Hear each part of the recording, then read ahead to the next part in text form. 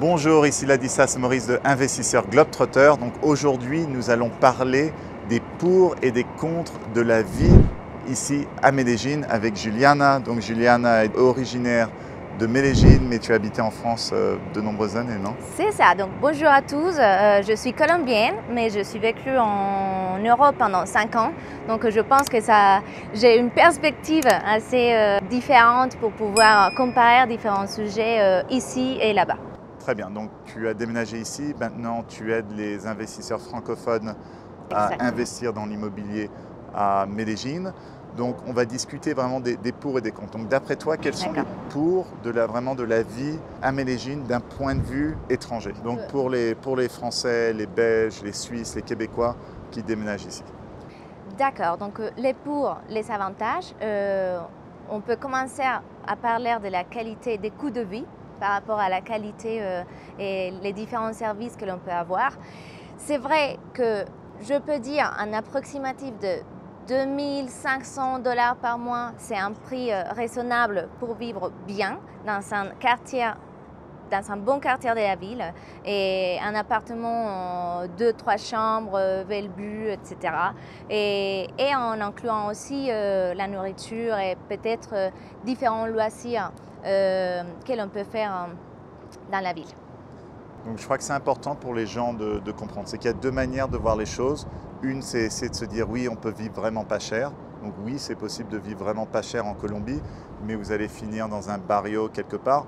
Donc peut-être que c'est pour vous, mais la réalité, vaut mieux regarder ça d'une certaine manière en se disant pour un budget similaire européen, en gros le style de vie, le lifestyle augmente énormément. Donc, vous aurez un appartement qui sera vraiment grand, vous pourrez aller au restaurant, sortir, etc.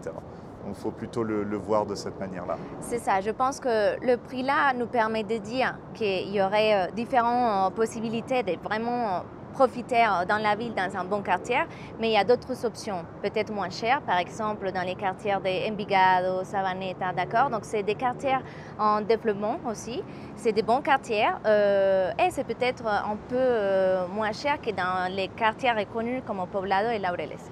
Très bien, donc ça c'est un des pour. Le coût de la vie, un autre pour. Un autre pour, absolument, c'est la météo. Ouais. D'accord, on est dans la ville du printemps éternel, donc vous voyez maintenant c'est vraiment ensoleillé, il fait pas super chaud, il fait pas trop froid, c'est vraiment une météo assez agréable tout au long de l'année. Autre avantage? Autre avantage, la vie sociale. D'accord, donc il y a plein de communautés d'expatriés, il y a des communautés des étrangères, il y a plein d'endroits où ils font des échanges de langues, il y a des cours de salsa, de merengue, de bachata, il y a des cours de cuisine, donc c'est vraiment une opportunité pour interagir avec les locaux, mais aussi il y a des communautés d'étrangères où on peut faire différents échanges et se sentir chez soi. Et c'est vrai qu'il faut dire que c'est facile de rencontrer des Colombiens. C'est pas comme être en Suisse, par exemple, où c'est pas facile de rencontrer des gens. Ici, c'est vraiment tout le contraire. Les gens sont faciles à parler avec, c'est facile de les rencontrer, de sortir avec eux, etc. Donc ça, c'est vraiment un avantage. Il y a aussi une communauté de francophones assez importante, de Français, de Québécois, etc., qui ont déménagé ici à Medellín. Et en tant que francophone, l'avantage, l'espagnol, c'est vraiment pas compliqué pour nous d'apprendre. Voilà, donc je fais une vidéo en anglais, aussi un peu sur le même sujet avec mon agent anglophone ici. Ce n'est pas le même scénario pour les Américains, c'est un peu plus compliqué pour eux. Pour nous, c'est vraiment facile. C'est ça, c'était un autre truc, un autre point que je voulais t'en parler aussi, la langue. En fait, l'effet de parler espagnol et savoir qu'il y a une structure similaire grammaticalement avec les Français, donc ça permet d'apprendre la langue beaucoup plus facilement. Et au bout de quelques mois, on peut parler espagnol directement, on parle avec les gens et tout se passe bien. C'est sûr. Bon, un autre avantage, par exemple, les fuseaux horaires, d'accord? C'est vrai que l'avantage c'est beaucoup mieux, ça va être mieux pour les gens du continent américain, donc pour les Canadiens, pour les Nord-Américains, il n'y a pas beaucoup de décalage horaire en comparaison avec la France ou la Belgique. Mais en tenant compte qu'il y a beaucoup de gens qui viennent pour travailler digitalement, des digital nomades, bon, c'est toujours une opportunité les gens des différentes parties du monde, mais c'est un grand avantage pour les gens du Canada ou des États-Unis. Donc pour même les Européens qui ont des clients aux États-Unis, c'est vraiment un bon endroit pour déménager si vous voulez du bon lifestyle en même temps. Exactement. Et c'est aussi pour ça que le marché immobilier et le tourisme est en plein boom ici, c'est que de plus en plus de Nord-Américains déménagent à Medellín plusieurs mois de l'année parce qu'ils sont sur exactement le même fuseau horaire que New York. Donc ça aide à rendre la ville dynamique. D'accord. Quoi d'autre? Je pense qu'un dernier sujet que je peux parler, c'est par rapport aux services en plus que l'on peut avoir chez soi. Par exemple, avoir de l'aide avec une femme de ménage ou avoir de l'aide pour garder des enfants, avoir des cours personnalisés à la maison de yoga, etc. Donc c'est vraiment des coûts qui sont pas chers où l'on peut avoir quelqu'un pour aider tout au long de la semaine ou du mois. Et c'est vraiment, le prix est vraiment bas par rapport à d'autres pays dans le monde.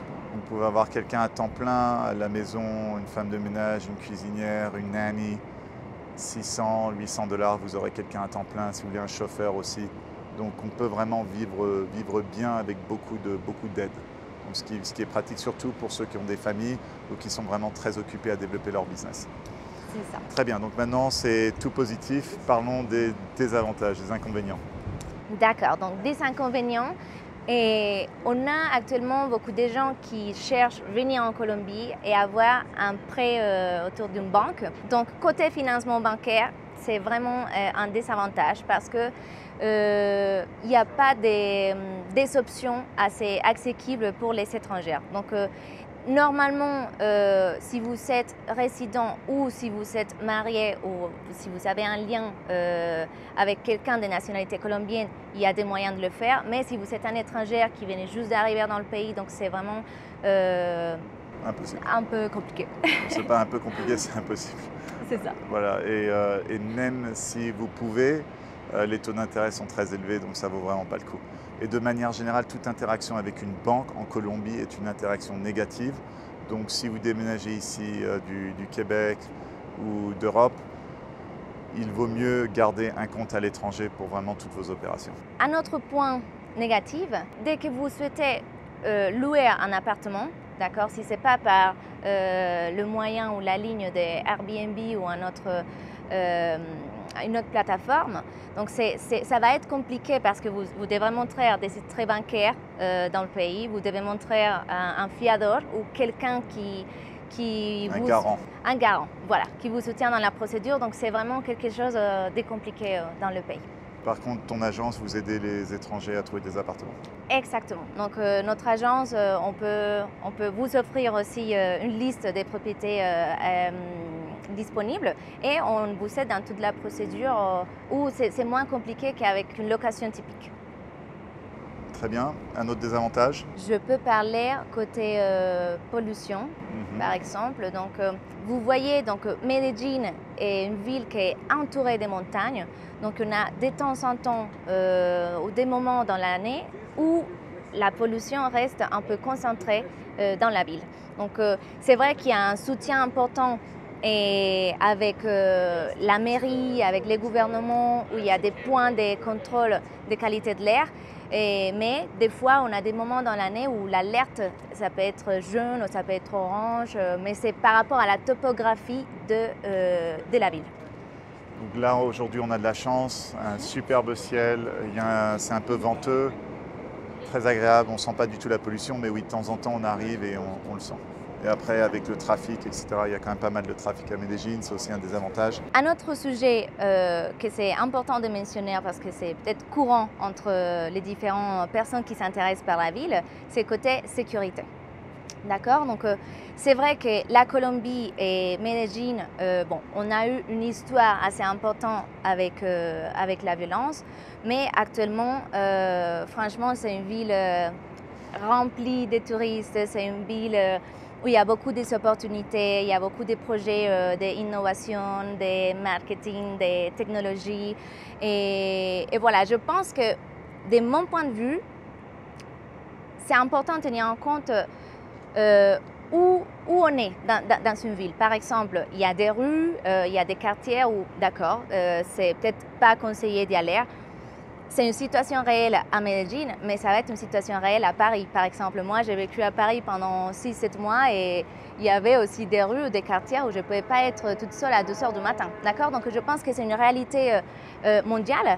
Mais voilà, actuellement, avec la confiance que j'ai pour mon pays et pour la ville, je dirais que niveau sécurité, c'est vraiment bien calme et tranquille. Voilà, c'est juste dans certains endroits, il vaut mieux garder son téléphone dans son slip, quoi, c'est tout. Voilà. Et d'autres désavantages? Bon, et un autre désavantage que l'on peut trouver, c'est côté imposition. Donc les impôts, les taxes. C'est vrai que pour un pays comme la France, bon, si vous souhaitez venir déménager en Colombie, vous payerez peut-être moins d'impôts qu'en France, mais c'est quand même un pays où il y a une régularisation et des normatives assez strictes avec les taxes. Voilà, donc c'est pas le Panama. Si vous voulez pas payer d'impôts ou pas payer beaucoup d'impôts, vous déménagez au Panama ou au Nicaragua. La Colombie, voilà, il faut payer des impôts. C'est quand même moins élevé que dans beaucoup d'autres pays, mais bon, il faudra quand même payer des impôts. Ils ne sont pas forcément très bas non plus. Voilà. Mais bon, de manière générale, la réalité, c'est que la ville de Medellín est vraiment en plein boom. Je viens ici depuis quelques années. Et je vois tous les 6 mois, je vois comment la ville change, elle n'arrête pas de s'améliorer, de meilleures infrastructures, de plus en plus d'étrangers et surtout des étrangers maintenant qui restent longtemps. Donc avant c'était surtout des backpackers, si on parle d'il y a 10 ans, des gens avec un sac à dos. Mais maintenant c'est vraiment plein d'Américains, plein d'Européens qui viennent ici, qui font du business, qui travaillent en ligne, qui ont des entreprises, qui vivent ici, qui sont contents de vivre ici parce qu'ils ont un lifestyle qui est tout à fait superbe et ils peuvent quand même se concentrer sur développer leur business. Je pense un dernier truc que j'ai envie d'ajouter, c'est vraiment avoir l'opportunité de découvrir la ville et le pays entier, et Sud-Amérique, d'accord? Donc il y a plein de cultures, il y a plein de patrimoines et plein de choses intéressantes à découvrir qui sont vraiment différents par rapport à l'Europe ou par rapport au Canada. D'accord, mais qui sont super intéressants pour, si vous voulez avoir une aventure ou découvrir d'autres choses, je pense que c'est vraiment une bonne option. Aussi, tenir en compte qu'il y a des vols vraiment pas chers. D'accord, ouais, donc partout, vous pouvez voyager partout dans le pays, dans le continent, ça va être... On peut trouver des vols pour à peu près partout en Colombie pour à peu près $50 le vol. Oui, voilà. Personnellement, quand je vais au Panama ou quand je vais en Mexique, je paye à peu près $110, $120 le vol. Donc c'est vraiment une bonne base. C'est ça aussi encore qui rend Medellín très attractif, c'est que c'est une très très bonne base et aussi de plus en plus de tourisme d'Amérique latine aussi. Donc ce n'est pas juste des Européens, des Américains qui débarquent ici, mais des gens d'Équateur, du Pérou, du Brésil, de partout qui viennent ici à Medellín pour du tourisme ou même pour déménager, pour vivre, parce que c'est une ville qui est vraiment de plus en plus attractive. Donc si vous êtes intéressé par le marché immobilier ici à Medellín, j'ai écrit tout un article sur le marché immobilier, les pour, les contre, les quartiers qui sont intéressants, etc. Donc il y a le lien en dessous. Et si vous êtes intéressé par l'immobilier ici à Medellín, Juliana pourra vous aider avec son équipe, donc de A à Z, trouver des appartements, les gérer, etc. Avec plaisir. Parfait, Juliana, bon, toujours un plaisir. Merci beaucoup. Merci. À très bientôt. N'oubliez pas de télécharger mon e-book gratuit 12 erreurs à éviter lorsque l'on investit dans l'immobilier international que vous trouverez sur mon site qui contient aussi de nombreux articles sur l'immobilier et l'expatriation. À bientôt.